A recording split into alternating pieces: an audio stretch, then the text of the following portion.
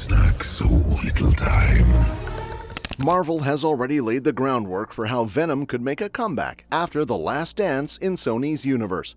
In the final movie of the Venom trilogy, Eddie Brock and his symbiote were forced to separate in a dramatic sacrifice to prevent the cosmic villain Knull, the symbiote god, from escaping his prison in space. But don't count out the lethal protector just yet. There are a few ways he could return down the line. In Venom: The Last Dance, we learn that Eddie and Venom share something called a codex, a unique bond formed when the symbiote saved Eddie from near death after his fight with Riot in the first Venom movie.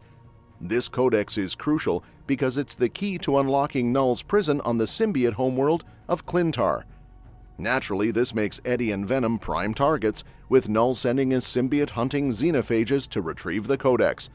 To stop Knull, Venom ultimately sacrifices himself, breaking the bond with Eddie. However, that doesn't mean it's the end for Venom. There are still several ways the symbiote could return and reunite with Eddie in the future.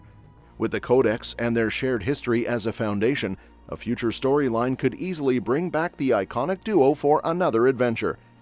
In Venom: The Last Dance, it's made clear that if either Venom or Eddie dies, the codex, the key to freeing Knull, would be destroyed.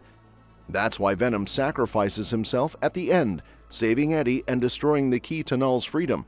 However, hints at the beginning and end of the movie strongly suggest that Venom might not be gone for good.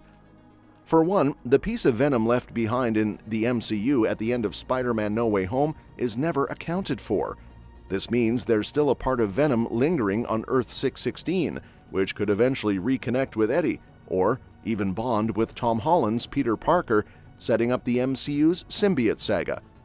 Additionally, the post-credit scene of The Last Dance reveals that a piece of Venom collected by Area 55's Rex Strickland survives as a cockroach scurries through the rubble of the secret government facility.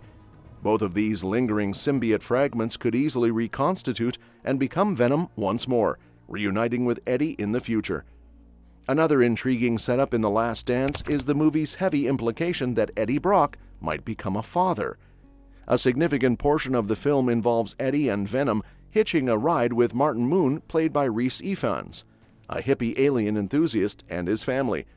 Eddie bonds with Martin's son Leaf, providing comfort when the boy is scared of aliens and even helping him overcome his fears after revealing he's bonded with one himself. Venom also remarks to Eddie, "You'd make a good dad," which could be more than just a throwaway comment.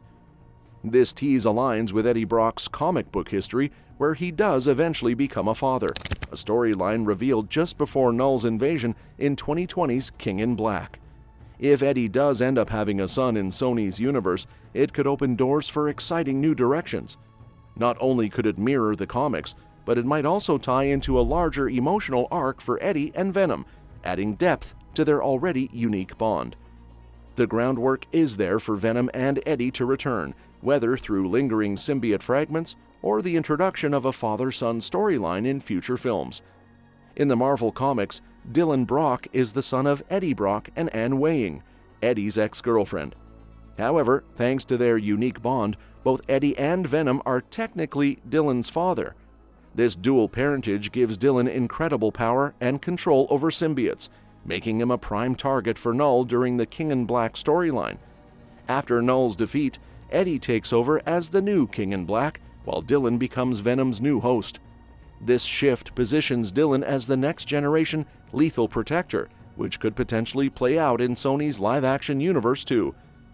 If Sony introduces Dylan in a future project, he could bond with one of the surviving fragments of Venom, stepping into the role of Venom's new host. This would allow Venom: The Last Dance to serve as a proper conclusion to Eddie and Venom's story, which Tom Hardy himself had hinted at during interviews and promotional events. By passing the torch to Dylan, Sony could continue the Venom saga while honoring Eddie and Venom's legacy. It's a natural evolution that could bring fresh energy to the franchise, setting up Dylan as the next lethal protector on the big screen, just as he's been in the comics since 2021. If Sony decides to let Venom's story rest for now, they've already set up a potential new symbiote hero by the end of Venom: The Last Dance. One survivor of the showdown between Area 55's symbiotes and Knull's xenophages is Dr. Teddy Payne, played by Juno Temple, who bonded with a purple symbiote resembling Agony from the comics. It's possible that Pain and Agony could return in future Sony projects, especially if Knull eventually escapes and plunges the universe into chaos. That said, it'd be pretty strange for Venom to sit out a movie where Knull is the main villain, right? While Tom Hardy's Eddie Brock might not be involved, the chances of Venom's return feel pretty high. Sony seems to have plenty of doors open for the Lethal Protector to come back after The Last Dance, and honestly, it'd be hard to imagine a showdown with Knull without Venom playing a part. Another possibility is for the MCU to introduce its own version of Eddie Brock on Earth-616. With a piece of Venom still lingering in the MCU, there's potential for this new Eddie to bond with the symbiote. While Sony has been pretty protective of its characters, the conclusion of the Venom franchise could open the door for a deal that allows Marvel Studios to create their own take on Brock. This could finally set the stage for a classic Venom vs. Spider-Man showdown in the MCU, the first live-action clash between the two since Sam Raimi's Spider-Man 3. However, with Sony still continuing its Venom storyline, it's possible they might hold off on letting Brock join the MCU just yet. Another intriguing possibility for that stray piece of Venom in the MCU is bonding with Ned Leeds, Peter Parker's former best friend.